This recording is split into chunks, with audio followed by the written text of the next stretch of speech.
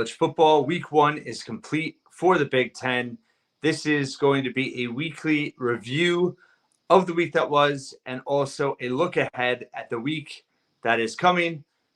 Week 1 complete for the Big Ten. Week 2 now here. And let's get into it. Obviously, in terms of Rutgers, had a rapid reaction to come out after the game on Thursday. I posted Greg Schiano's press conference from Monday talking about Akron game week, previewing them a little bit, talking about things they learned about their own team in that win over Howard. Obviously, a work in progress. Talked about areas of improvement needed in all 3 phases of the game. Injuries, would not get too much into it other than to say he'll only declare season injuries publicly in terms of week to week or what status is for certain players. He's just going to refer to the availability report. I think he did the same exact thing last year. I respect the reporters for asking at the press conference, but he's just going to refer to that availability report, which comes out 2 hours before kickoff. So it doesn't really help us. We know a lot of starters were on that availability report last week.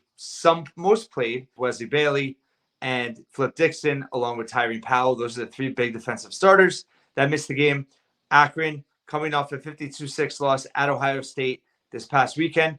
They held their own in the horseshoe for, they were down 17-3 midway third quarter. I think that just shows that they're not going to come into SHI Stadium and be intimidated at all. MAC teams have beaten Big Ten teams 16 times in the last 17 years.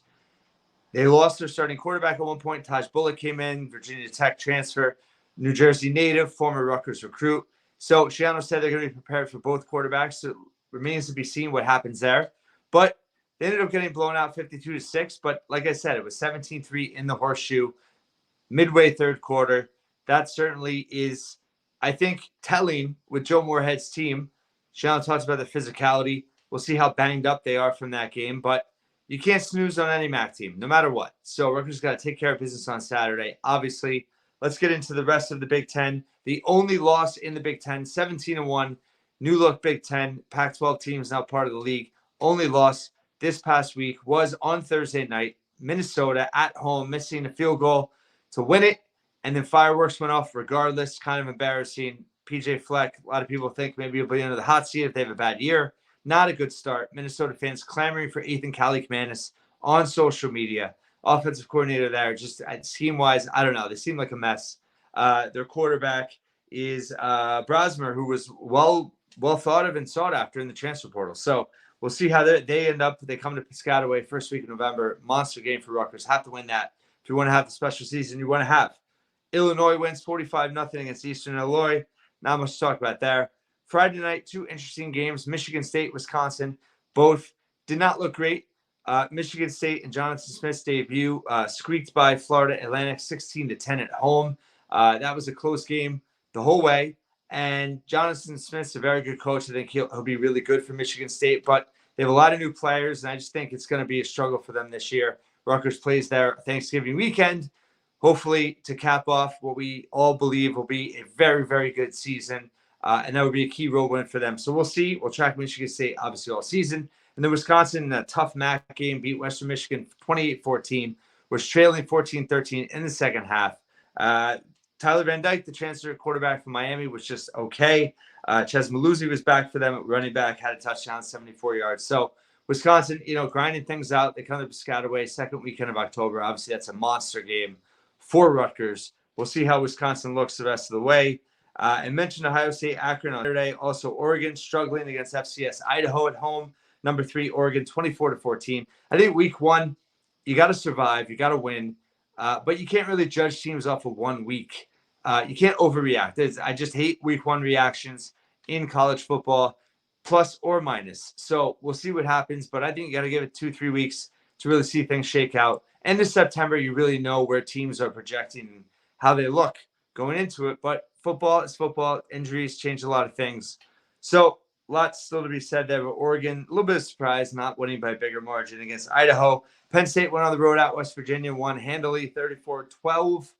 Long weather delay there. Running back Nick Singleton had a big game. 13 carries, 114 yards, touchdown. Drew Aller kind of stepped up where he has been last year, had 3 touchdowns, over 200 yards. Michigan beating Fresno State at home in their first game of their title defense. Sharon Moore, first coach, won 30-10. kind of a snooze fest there. I mean, it was a little bit close, 13-3 going to the fourth, and they pulled away. Iowa blowout over Illinois State, 40-0. First game without with a new offensive coordinator. Kate McNamara had a big game. I think it was their first 3-touchdown passing game in like years. So we'll see what they have going forward. Talk about their week 2 game, big game for them. Maryland blew out UConn 50-7, embarrassing for UConn. Obviously, Maryland's handed Rutgers some pretty bad losses in recent years, but UConn, talking about maybe going to the Big 12. A lot of hoops people are nervous. We'll see. They obviously want that Big 12 money, but they're far, far away from being competitive. So interesting thing to watch there. But UConn not good at football at all. Maryland, we'll see how good they can be. Big game coming up this weekend. Purdue beat Indiana State 49-0. Indiana and Kirk Cignetti's debut beat Florida International 31-7. A little bit ugly game, but won handily just the same. Nebraska, a lot of expectations in Lincoln with Matt Rule. Beat UTEP 40-7, never close. Northwestern squeaking by another MAC team, Miami of Ohio, 13-6 in that new looks temporary stadium on the waterfront, beautiful stadium. And, it was not super impressive. It was 3-3 into the third quarter, and they scored a touchdown and ultimately won by that score to start 1-0, have a big Friday night game coming up. We'll talk about it in a minute. UCLA barely survives in Hawaii. Deshaun Foster's first game as head coach, and they squeaked it out. They were trailing heading into the fourth quarter, 13-10. They win 16-13. Washington handled Weber State 35-3 in Jed Fish's first game. And then USC, huge first spotlight game for them in the Big Ten against LSU in Vegas. Comes from behind, wins 27-20. Monster QB who took over for Caleb Williams, had that big 6 TD bowl game. Looked pretty good. And Markster, running back, had 2 touchdowns, 70 yards. And, overall, they outplayed LSU down the stretch. Brian Kelly, another big loss. High profile loss, but big win for USC and big win for the conference. So SEC went 1-3 in marquee games this past weekend. Big Ten won theirs against them. So that was really encouraging for sure. And the new additions make this conference even more compelling. Now we go to week 2, which is some more kind of high profile games for the conference. And also just some interesting matchups from a Rutgers perspective. Get started on Friday night. Indiana hosting FCS Western Illinois. Shout out to Steve Brantley, who transferred from there. Indiana, Kirk Cincinnati looking to go 2-0. Northwestern hosts Duke. That traditionally is a pretty big matchup. They play each other every year.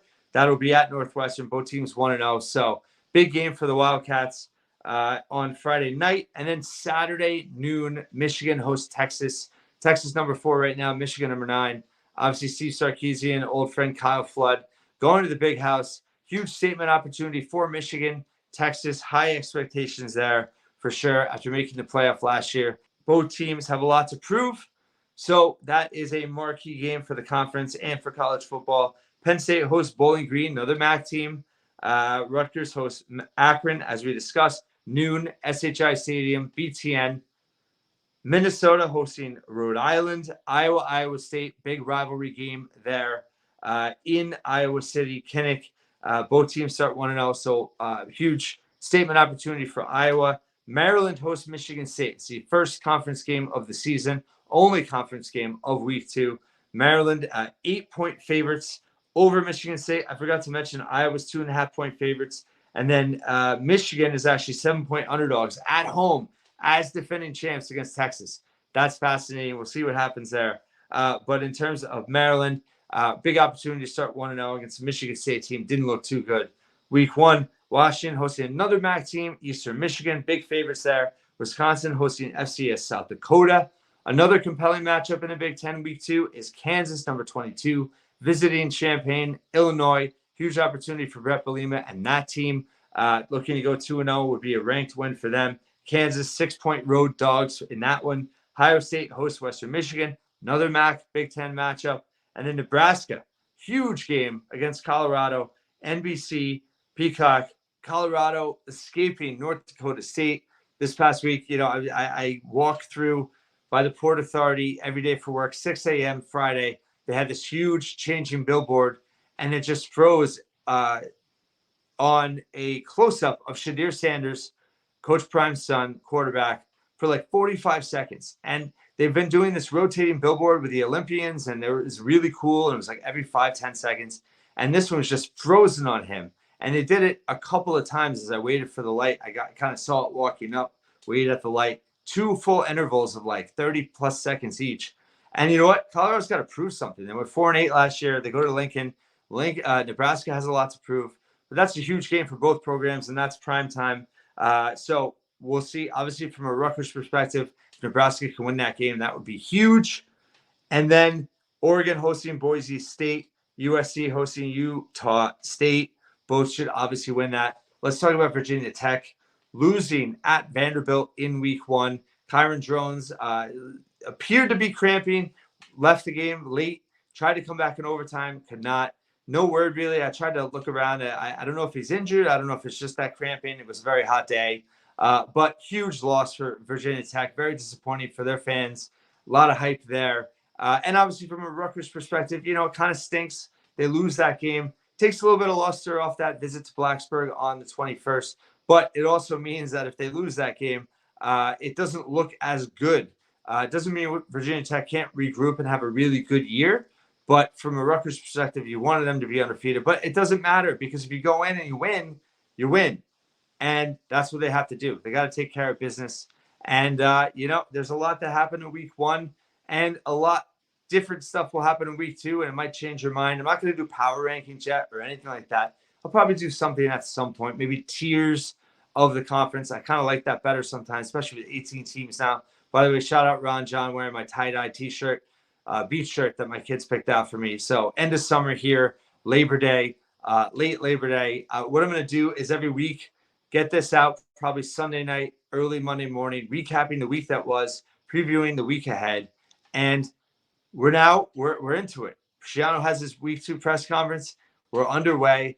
Akron will be here before you know it. I'll have plenty of preview coverage throughout the week. And the Big Ten, there's a lot of opportunity in non-conference play this first month. More compelling matchups coming up. So hopefully they can take care of business this week. Nebraska against Colorado, Illinois against Kansas, Iowa against Iowa State, and then Michigan, Texas, Northwestern, Duke. That's 5 Power 4 non-conference games for the league. Let's see how they do. But that would be a big statement for the Big Ten. And it only helps Rutgers. If the Big Ten does well in those games, it only helps Rutgers if they have a good season because it gives more credibility, of course. It also helps analytically, all that stuff. Just in terms of Pro Football Focus, Rutgers analytically as a team graded out over a 92, one of the tops in the country. I think they tied Auburn for the best. Obviously, they played Howard. There's competition, you know, is not where it's going to be for most of this season. But overall, just to put a little cherry on top there, with a lot of players missing, with some obvious areas to improve, Rutgers did what they had to do in week 1, and we'll see what they can do against a solid Akron team, solid MAC team. Akron, Joe Moorhead, good coach, and like I said, went into the horseshoe and was not intimidated. So got to come to play from the opening kickoff. Well, plenty of preview coverage the rest of this week. Thanks so much for listening and watching once again here at Scarlet Faithful Podcast.